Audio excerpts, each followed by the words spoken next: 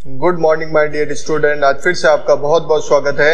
हम class 11th का chapter 6 कर रहे थे। First portion first part class chapter 6 class 11 का आपको मिल गया होगा। उसका जो रिमेनिंग पोर्शन है वो आज हम डिस्कस करने वाले हैं। रिमेनिंग पोर्शन के अंदर जो फर्स्ट टॉपिक हमारा रह गया था जो कि है centre of mass. Centre of मास क्या है? Centre of mass of a distribution of mass. Centre of mass of the distribution of mass in the space. Space के अंदर एक यूनिक पॉइंट होता है जहां पर इफ फोर्स इज अप्लाइड, अगर फोर्स अप्लाई किया जाए तो it moves in the direction of the force without rotating. Centre of मास क्या है कि सेंटर ऑफ मास स्पेस के अंदर वो पॉइंट है जहां पर अगर फोर्स अप्लाई किया जाए तो ऑब्जेक्ट उस फोर्स की डायरेक्शन के अंदर मूव होता है जबकि रोटेट नहीं होता है। वापस से सुनिए, सेंटर ऑफ मास क्या है? पूरे स्पेस के अंदर किसी भी बॉडी का वो पॉइंट है जहां पर सारे फोर्स अप्लाई करने पर वो उस फोर्स की डायरेक्शन में मूव होता है विदाउट रोटेशन। सपोज ये दो आपका ऑब्जेक्ट है तो उस ऑब्जेक्ट का सेंटर ऑफ मास अगर ये कंसीडर करें तो यहां से इसकी डिस्टेंस x1 होगी, यहां से इसकी डिस्टेंस x2 होगी। तो मैथमेटिकल टूल है एक तरह का ये।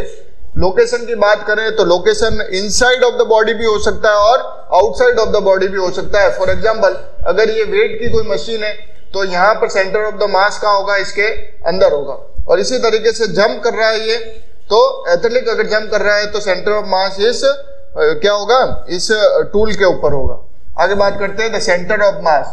देखिए यहाँ पर अपन दो स्टार की बात कर रहे हैं जिनके दोनों के इक्वल है मास। अगर मास इक्वल है तो दोनों का जो बीच वाला पॉइंट होगा, कहने का मतलब यहाँ से x डिस्टेंस और यहाँ से x डिस्टेंस, दोनों के बीच वाले पॉइंट पर क्या होगा? सेंटर ऑफ मास होगा।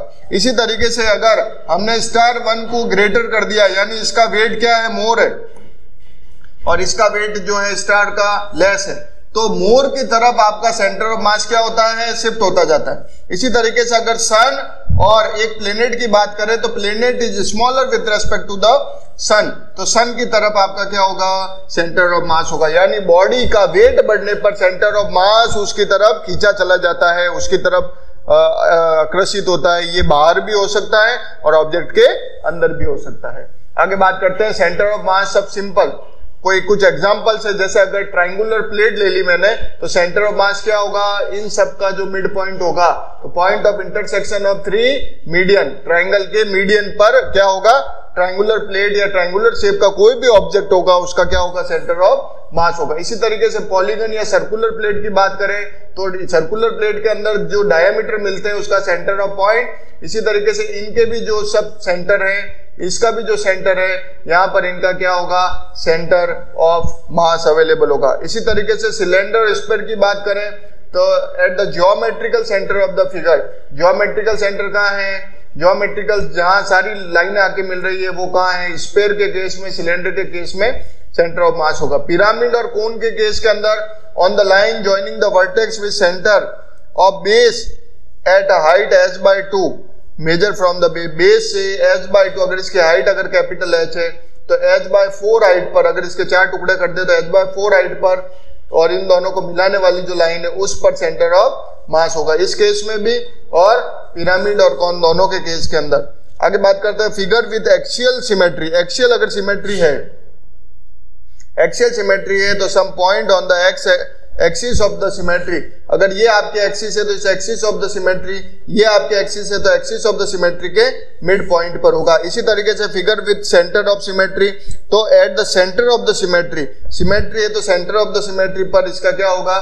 सेंटर ऑफ मास होगा। ये कुछ जनरल एग्जांपल हैं जो आपको ध्यान रखने हैं। आगे बात करते हैं centre of the mass of the system of particle of 1D। 1D system है तो आपको पता है mass into distance upon total मास क्या देता है? Centre of mass at location of the centre of mass.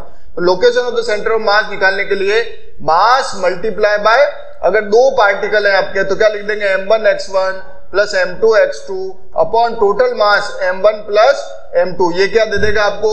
xm, centre of mass, location of the centre of mass, where mi is the mass of each particle, xi is the position of each particle with respect to the origin, and capital M is the sum of the masses of all the particle। Next बात करते हैं coordinate of the system, जो कि मैं अभी अभी बता चुका हूं आप लोगों को। अगर x एक्सिस पर है तो यहाँ पर डिस्टेंस x ही आ जाएगा, तो आपका फॉर्मूला चलेगा m1x1 प्लस m2x2 इस तरीके से अपॉन जितने भी पार्टिकल है उन सब के मास का क्या कर देंगे, सम कर देंगे। तो ये आपका x डायरेक्शन के अंदर हो जाएगा। इसी तरीके से y डायरेक्शन की बात करेंगे तो हमें क्या निकालना पड़ेगा, m1 y1 m2 y2 so on और m1 प्लस m2। इसी तरीके से z डायरेक्शन की बात करेंगे तो क्या हो जाएगा, zcm that is equal to m1 z1 m2 z2 upon m1 plus m2। तो अगर आपका x डायरेक्शन के अंदर है, y डायरेक्शन के अंदर है और z डायरेक्शन के अंदर है तो उस एक्सिस से जो डायरेक्शन आपकी डिस्टेंस होगी उनका product with respect to the particle of the mass आपको देगा centre of the mass. Simple way to calculate centre of mass. Centre of mass calculate करने के लिए क्या करना है, जो भी पार्टिकल है उसके डिस्टेंस लेनी है, जो भी पार्टिकल है उसके डिस्टेंस लेनी है। तो particle into distance upon total of mass you will get the center of mass, center of point, तो आपको लोकेट मिल जाएगा। आगे बात करते हैं centre of mass of the system of a particle.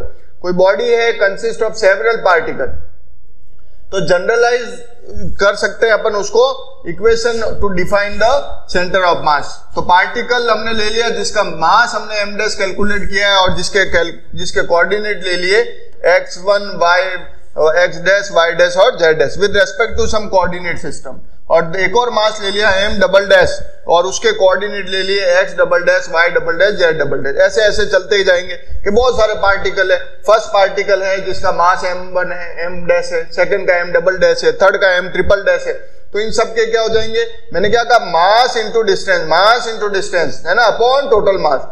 Mass into distance upon total mass, mass into distance upon total mass. General formula आपको apply करना है, you will get your result. Now force acting on a body can be of two kind. First है आपका external force and second है internal force. Two types of force होते हैं। External force अगर बाहर के रूप में हो, जैसे कि some forces can be due to the source outside of the body, बाहर से लग रहे हैं, these forces are called external force. तो कुछ एग्जांपल है इसका, जैसे ग्रेविटी बाहर से लग रहा है तो ये एक्सटर्नल फोर्स का एग्जांपल। इसी तरीके से इंटरनल फोर्स के अंदर some outer forces arises due to interaction of the among particle of the body. Particle के खुद के क्रियाकलापों के कारण जो आपके जो पार्टिकल के बीच में लग इंटरनल फोर्स डेवलप हो जाता है, that forces is known as the internal force. इनका कोहेसिव फोर्स इसका एग्जांपल है। In the case of the rigid body, अगर दृढ़ पिंड है, the sum of the internal forces is zero. Internal force कितना हो जाएगा, जीरो हो जाएगा, क्योंकि because they cancel out each other. और न्यूटन का जो रूल है वो भी यही कहता है कि दोनों के फोर्स बराबर होते हैं एक दूसरे पर, बट उनकी क्रिया रेखाएं अलग अलग होती है। थर्ड लॉ ऑफ न्यूटन का जो थर्ड नियम इसके अंदर लग रहा है कि एक दूसरे पर फोर्स लगा रहे हैं लेकिन वो फोर्स एक दूसरे की क्रिया रेखा सेम है लेकिन ऑपोजिट डायरेक्शन में, इस कारण एक दूसरे को कैंसिल आउट कर रहे हैं। Therefore the acceleration of individual particle of the body are due to the sum and resultant of the external force. तो जो भी होगा वो रिजल्टेंट जो भी होगा वो एक्सटर्नल फोर्स के कारण होगा। तो ये आपका रिमेनिंग पोर्शन था चैप्टर 6 का, जो रोटेशनल वाला चैप्टर है उसको बहुत अच्छे से करिएगा। ये दो पार्ट में बनाया गया है। फर्स्ट पार्ट आप लोगों को मिल गया होगा, ये सेकंड पार्ट है, जल्दी आपके लिए अवेलेबल हो जाएगा। इनको बहुत अच्छे से देखिए। सारे के सारे लेक्चर्स जो क्लास 11th के हैं जल्द से जल्द आपके लिए अवेलेबल हो जाएंगे, तो इनको देखते रहिए। ज्यादा से ज्यादा सब्सक्राइब करिए, शेयर करिए, और कोई भी डाउट आता है आप कमेंट सेक्शन में पूछिए। और ज्यादा से ज्यादा उन बच्चों के साथ शेयर कीजिए जिनके पास रिसोर्सेज की कमी है, जो 12th फिजिक्स है लेकिन वो पढ़ नहीं पा रहे हैं, तो उनके साथ शेयर करिए ताकि इसका लाभ उठा सके। तो आपने हमारे साथ बने हैं, हमारे चैनल के साथ बने रहें और आगे भी इसको शेयर करें। बहुत बहुत धन्यवाद।